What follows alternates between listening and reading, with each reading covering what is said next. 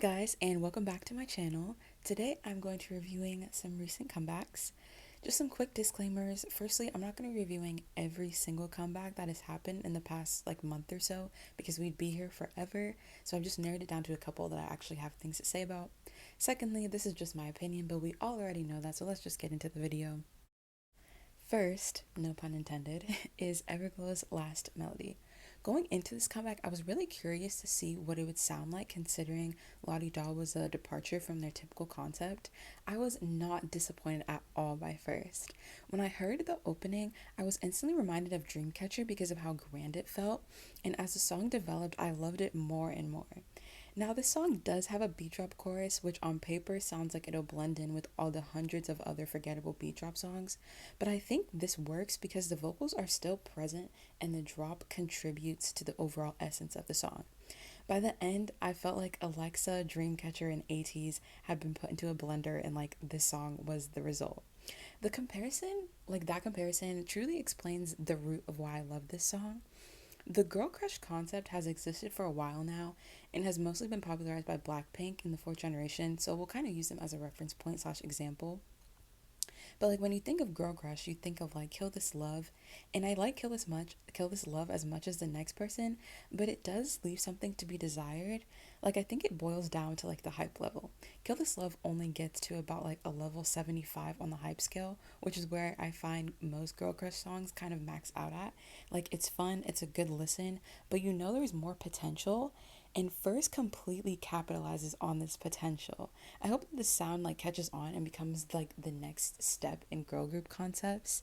I think we've gotten to the point where people are ready for a shift, because think back to 2016 when everybody was doing the cute concept and that was all the rage, and then people kind of got tired of that, so then it kind of shifted to do and Kill This Love and those songs being popularized and the girl crush that we kind of know today. And so I hope that songs like this are the next step for what we expect girl groups to do. Yeah, it also didn't help that boy groups were kind of doing the same thing, so I think everybody's just kind of done with this whole beat drop noise music era. So yeah, I hope that we just see more of these hard-hitting, super powerful girl group songs in the future. Now let's get into the B-sides. At first, when I heard this was a single album, not even gonna lie, I was kind of disappointed, but the other two songs ended up being so good that I literally didn't even care. I love Don't Ask, Don't Tell. The single album, if you were to compare it to a JRPG, First would be the song that plays during the boss battle, and this would be the song that plays during the cute little arcade mini games. It's just so cute, and the drop in the bridge is literally perfect. Oh wow, I love it so much. And as much as I love First, this is probably my favorite song on the single album just because it has more of a chill vibe, and that's kind of what I gravitate more towards. Finally, we have Please Please. Going back to the JRPG analogy, this would be the song that plays after a tragic moment. But anyway, this is their first proper ballad, so hats off to them for that.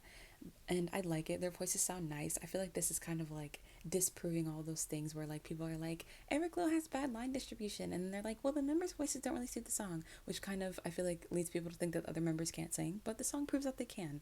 So yeah, as good as the song sounds, I don't really like it. It's kind of just a standard ballad. So yeah, but I would give this entire single album a 4 out of 5 stars. Very much enjoyed it. Next is the Chaos Chapter Freeze by TXT. This was one of my most anticipated comebacks of the year.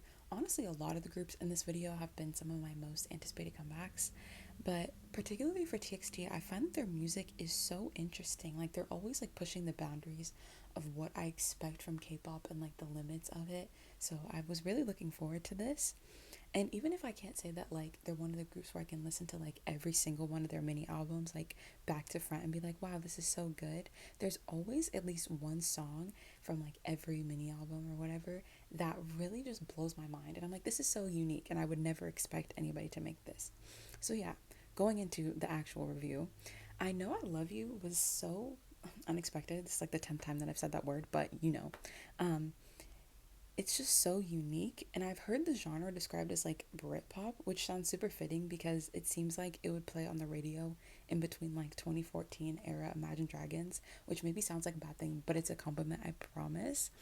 And it's a sound you wouldn't expect to work for K-pop, but I think that it really does. Like, and I think it also does that by kind of shifting like what the way that K-pop typically sounds. Like a lot of times it's about sounding pretty. You're like, okay, maybe like you get to the rap section, it's like cool, but there's a lot of like vocal delivery in this song that's very like oof. It's like gritty almost.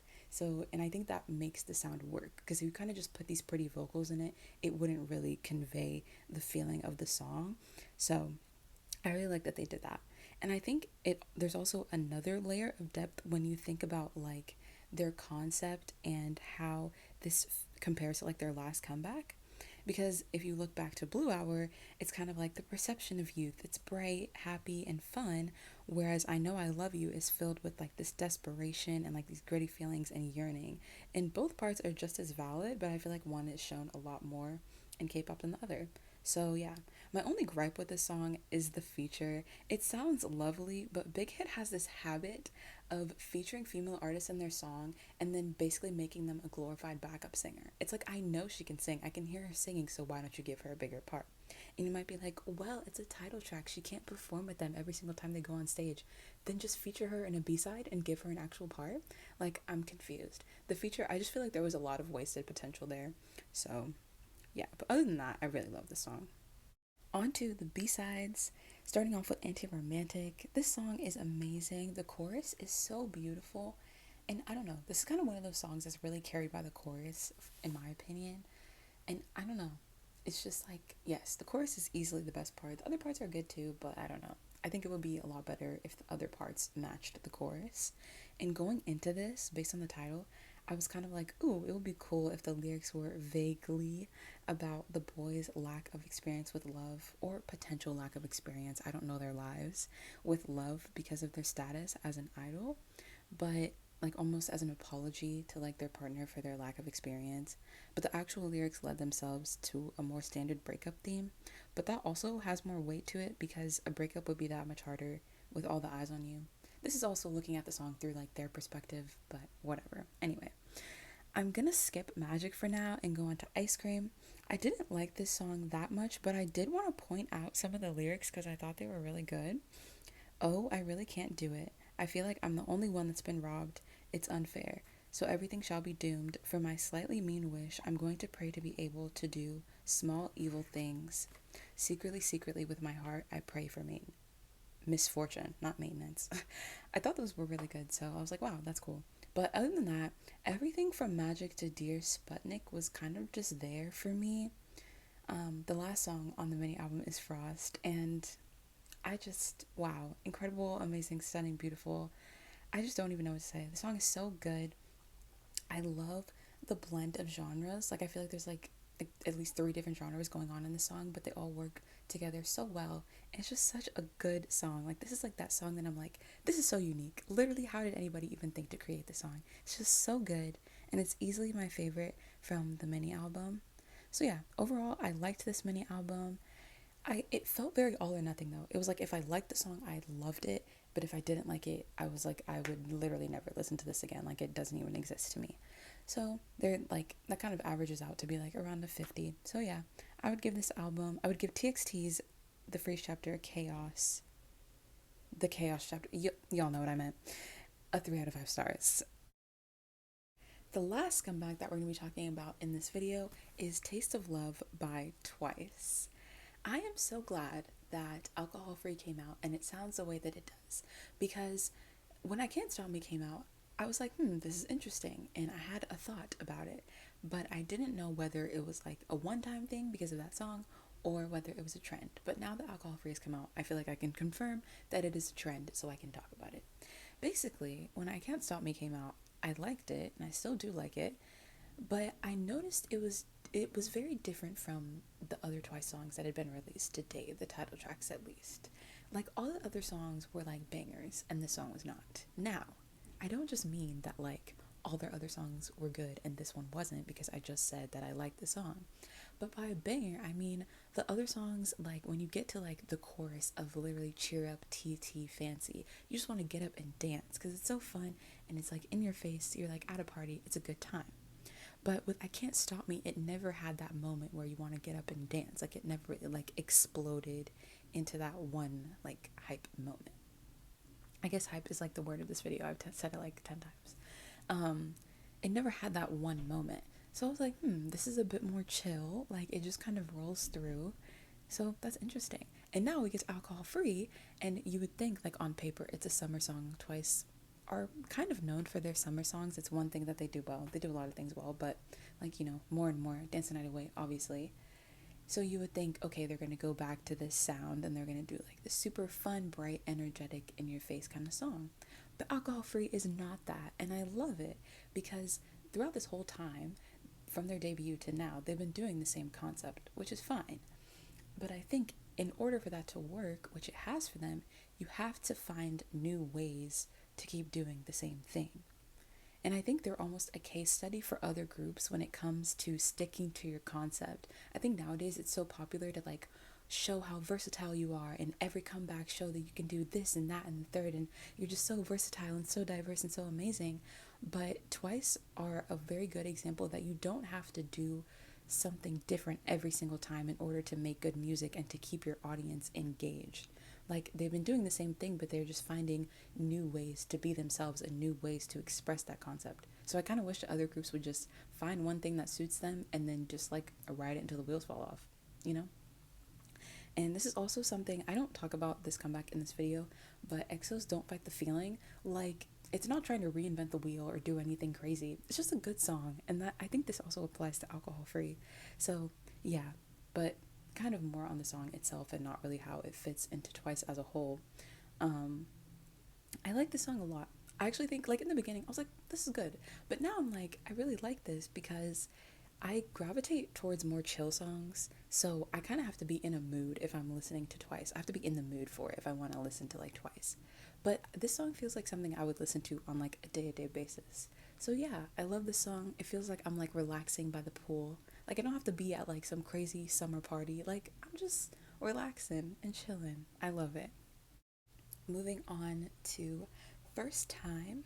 I like this song. I like the way the pre-chorus builds. The way that Jihyo sings the line butterflies is so pretty, and the little chant at the end adds like a nice level of, say it with me, hype to like this otherwise chill song. I don't know, I like the vibe. It feels like cute and sexy at the same time. I really like it. Scandal is driving me insane purely because it sounds like another song or reminds me of another song, but I can't put my finger on which one. Like, I don't know if it's like Break My Heart by Dua Lipa, or is it, yeah, Break My Heart by Dua Lipa, or Attention by Charlie Puth, but there is some song out there that this song really reminds me of, and I can't put my finger on it, so anyway. Other than that, I can definitely feel the JYP influence in this song. It just definitely seems kind of up his alley. But I do like that this song really like zeroes in on a specific vibe. Sort of like with I Know I Love You, how like the delivery matches the song itself and just like the vibe. That's what I feel with Scandal. Like it's very much going for a specific vibe and it achieves that. So I like that. Getting into these last three songs, I don't have too much to say. Conversation's kind of just there for me, to be honest. Um, Baby Blue Love. This was like the first banger on the album, so I was like, oh, okay. I like that it has like this subtle retro sound. Same thing with SOS. It kind of has that like subtle retro vibe going for it, which I really like. But yeah, that's all I have to say about these last three songs. They're kind of just there. Like they're nice, but not anything extraordinary. Overall, this album wasn't revolutionary for me. I think what it does best is develop Twice's more mature and like new direction of sound. And I think I like kind of touched on this in the beginning when I was just sort of talking about the album overall and like alcohol free, but just to expand a little bit more, I do think that it was like a really good thing and it's a really good idea to kind of have them do the same concept, but I also think that a good way to develop it and to have it change, because literally any artist that makes music for any amount of time is going to change their sound. It's inevitable. But a good way to kind of make that change seem more natural, and a good way to do that without it seeming super like drastic to fans and like they wake up and suddenly their fave is making completely different music, is to kind of just make the same music but bring the intensity down And I think that's what Twice has done here with I Can't Stop Me and Alcohol Free. Kind of like another example, slightly off topic, but still relates. Sort of like what GOT7 was doing right before they like left JYP, was kind of like with Not by the Moon and Calling My Name. Like, it was still them, sort of, and it still had reminiscence of like their musical identity, but it was just more chill and it was a more mature sound. And I think that's a good way to like keep the fans that have been there for a long time, but also to bring in new fans that like that style of music anyway. So yeah, I think this mini album does a good job of like developing that sound. And also one thing that I like about this album is that it kind of has something in common that with a lot of my favorite songs from the NCT Dream album that I have a video about if you want to go watch that. Is that the songs, they're summery, yes, but they're not super in your face, over the top, I'm a summer song. They feel a lot more chill and like a summer night, and it's just, it fits into the whole vibe of what we're talking about. So that's just what I think this album does really, really well. Overall, I would give Taste of Love a 3 out of 5 stars. That's about it. As always, thank you for watching, and I will see you all in my next video.